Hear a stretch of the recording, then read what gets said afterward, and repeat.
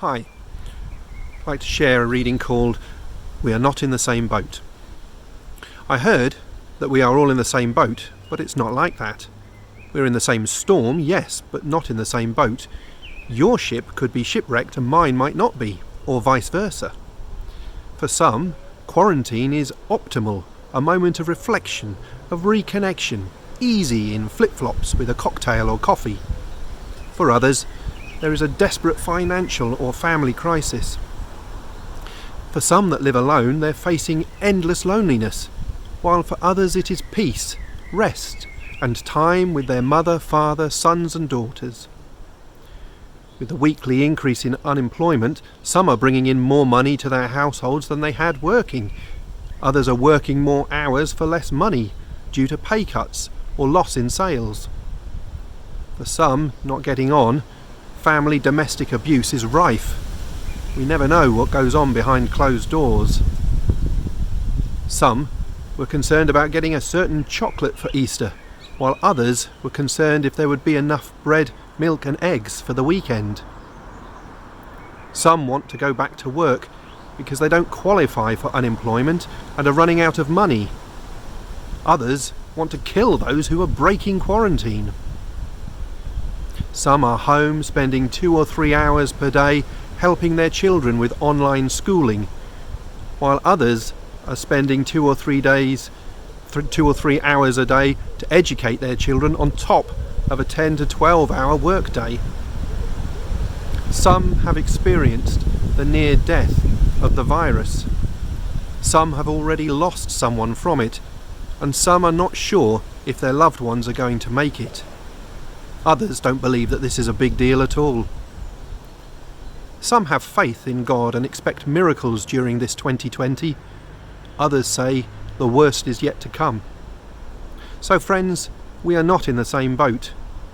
We are going through a time when our perceptions and needs are completely different. Each of us will emerge in our own way from this storm. It's very important to see beyond what is seen at first glance, not just looking, but actually seeing.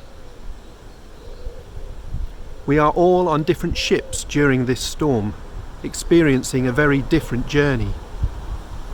I hope everyone gets through this safely, and those who need to rebuild can do so quickly and effectively. Here's a story about Jesus and boats. It's from John chapter 6. When evening came, his disciples went down to the lake, where they got into a boat and set off across the lake for Capernaum. By now it was dark, and Jesus had not yet joined them. A strong wind was blowing and the waters grew rough. When they had rowed about 3 or 4 miles, they saw Jesus approaching the boat, walking on the water, and they were frightened. But he said to them, "It is I, don't be afraid." Then they were willing to take him into the boat, and immediately the boat reached the shore where they were heading. Boats, water, weather, journeys. Jesus is out there on the rough waters. Jesus gets them to where they are headed. Did he get into their boat? It doesn't actually say. And right now, maybe we feel a little outside of our boats.